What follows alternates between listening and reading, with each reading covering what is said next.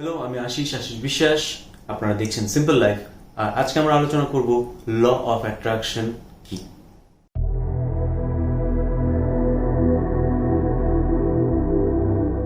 স্বাভাবিকভাবে law of অ্যাট্রাকশনের কিছুটা সংজ্ঞা, কিছুটা ডেফিনেশন আমরা সবাই জানি। সেই ক্ষেত্রে যে এক বাক্যের ডেফিনেশন যেটা আমি আপনাদের বলবো সেটা হচ্ছে লাইক অ্যাট্রাক্টস লাইক। যেটা যেরকম সেটা সেরকমকে আকর্ষণ করে, আর এটাই আকর্ষণের নিয়ম। মানে যেটা যেরকম সেটা সেরকমকে আকর্ষণ করবে, এটাকেই সেই ইউনিভার্সাল ল অফ অ্যাট্রাকশন বলা হয়। এটা এক বাক্যের সেই সংজ্ঞা। কিন্তু যে প্রধান কথাটা আমাদের এখানে বুঝতে হবে, যেটা বোঝার উপরে নির্ভর করছে যে এই ল অফ অ্যাট্রাকশনকে আপনি আপনার জীবনে কতটা ইউটিলাইজ করতে পারবেন।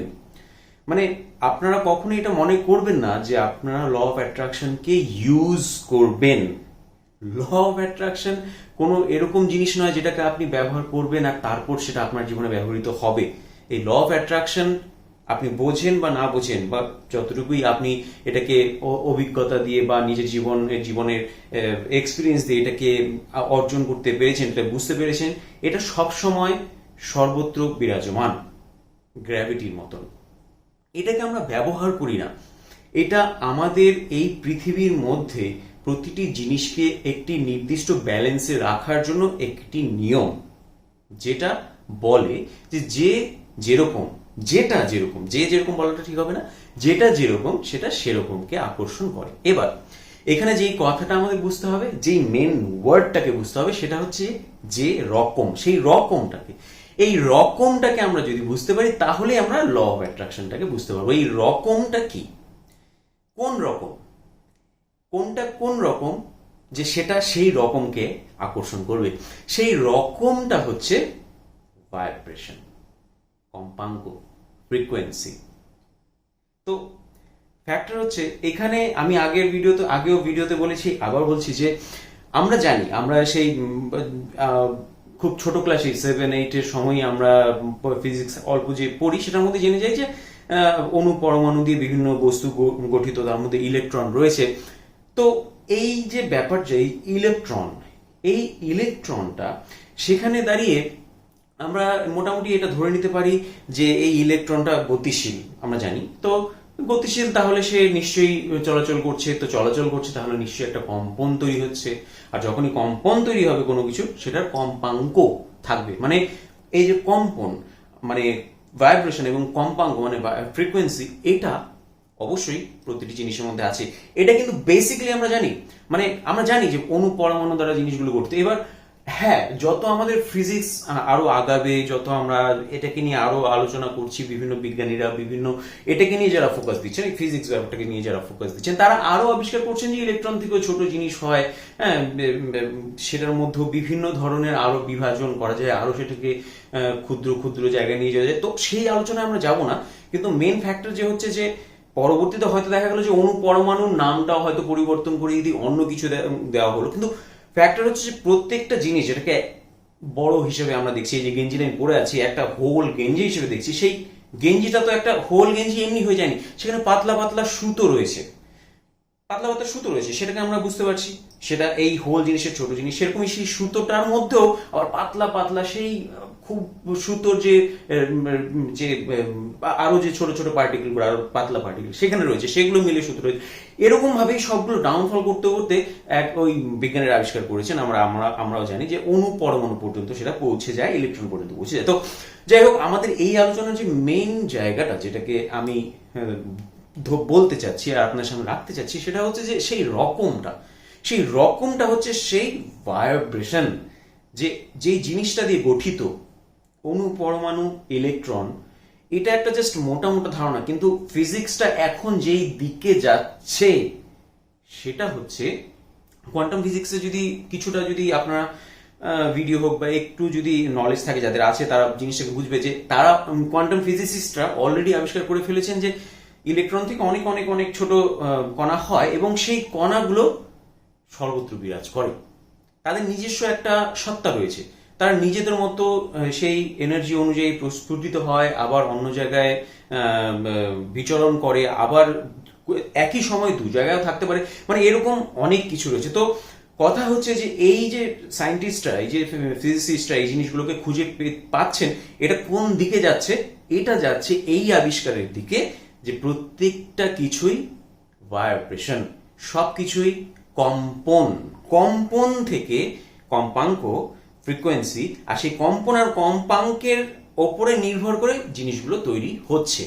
আর এই যে কম্পনটা, প্রত্যেকটা জিনিসের একদম নির্দিষ্ট একটা কম্পন কম্পাঙ্ক রয়েছে, একটা নির্দিষ্ট ধরনের, প্রত্যেকটা জিনিস একটা নির্দিষ্ট ধরনের কম্পনে থাকে, আর সেই নির্দিষ্ট কম্পনে থাকার জন্য ওদের একটা নির্দিষ্ট ফ্রিকোয়েন্সি রয়েছে, একটা নির্দিষ্ট কম্পাঙ্ক রয়েছে। আর ওই যে কম্পাঙ্কটা, ওই যে পার্টিকুলার কম্পাঙ্কটা, সেই কম্পাঙ্কটা হচ্ছে সেই রকম, সেই কম্পনটা, সেই কম্পনের ধরনটা, সেই ভাইব্রেশনটা হচ্ছে সেই রকমটা যেটা ঠিক করে যে কোন রকমের আরেকটা ভাইব্রেশন সেটার সঙ্গে অ্যাড হবে।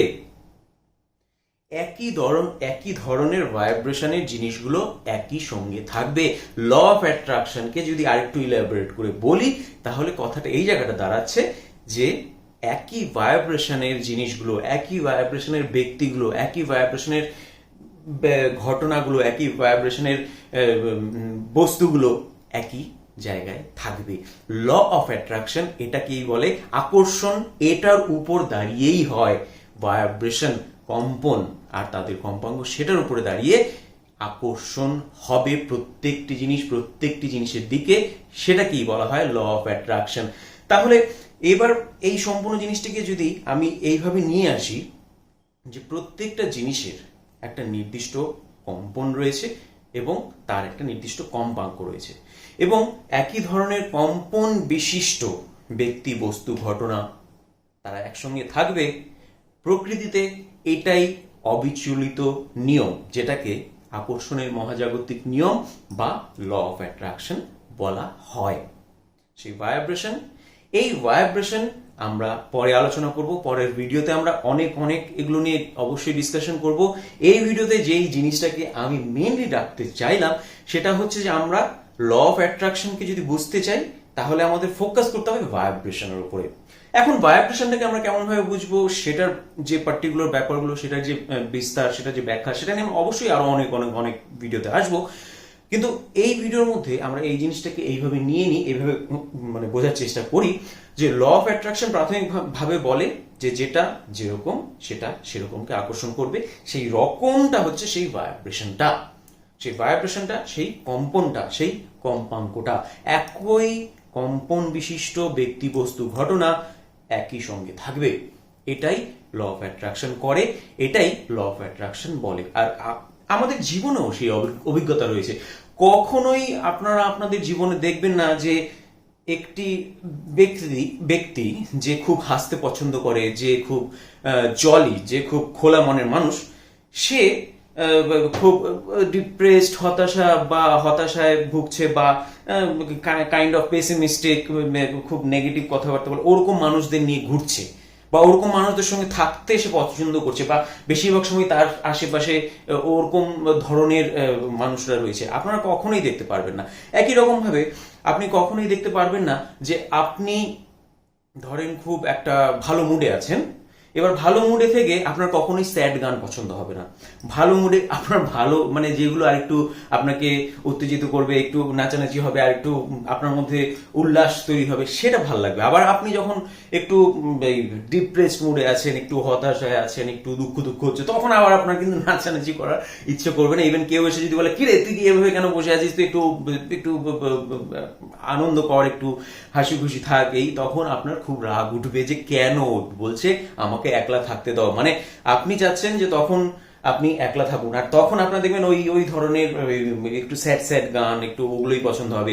কেউ এসে যদি আপনাকে বলে যে না একটু হাস, একটু ভালো ভালো লাগবে না, কিন্তু কেউ এসে হ্যাঁ রে তুই সত্যি খুব বাজে জায়গায়, খুব একটা বাজে ঘটনা তোর সঙ্গে হয়ে গেছে, এরকম কেন হলো, আমার খুব খারাপ লাগছে, ওই খারাপ লাগা আপনারা একসঙ্গে থেকে গেলেন। মানে এরকম আরো অবশ্যই আমরা উদাহরণে আসবো। তো আমাদের শুধু জীবনের ক্ষেত্রে না, মানুষের ক্ষেত্রেই না, প্রত্যেকটি বস্তুর ক্ষেত্রে, প্রত্যেকটি ঘটনার ক্ষেত্রে এটি বর্তমান। আর এগুলো নিয়ে আমরা পরবর্তী এপিসোডগুলোতে আলোচনা করব, আর বিভিন্ন রকম ভাবে আলোচনা করব, বিভিন্ন বিষয়ের উপরে দাঁড়িয়ে আলোচনা করব। আজকে যে বিষয়টির উপরে দাঁড়িয়ে আমি কথাটা বললাম সেটা হচ্ছে ল অফ অ্যাট্রাকশন বলে যে যেটা যেরকম সেটা সেরকমকে আকর্ষণ করে, আর সেই রকমটা হচ্ছে সেই মেন বেসিক জিনিসটা হচ্ছে যেটার উপরে দাঁড়িয়ে আকর্ষণটা হয় সেটা হচ্ছে সেই ভাইব্রেশনটা। প্রত্যেকটি বস্তুর, ব্যক্তির, ঘটনার, চিন্তার সবকিছুর একটা নির্দিষ্ট ভাইব্রেশন রয়েছে, কম্পন রয়েছে, কম্পাঙ্গ রয়েছে, আর সেটার উপর দাঁড়িয়েই নির্ভর করে যে আমরা পরবর্তীতে আর কি আকর্ষণ করছি, বা সেই জিনিসটার আশেপাশে কোন ধরনের জিনিস আরো আসতে চলেছে। এটাই ল অফ অ্যাট্রাকশন।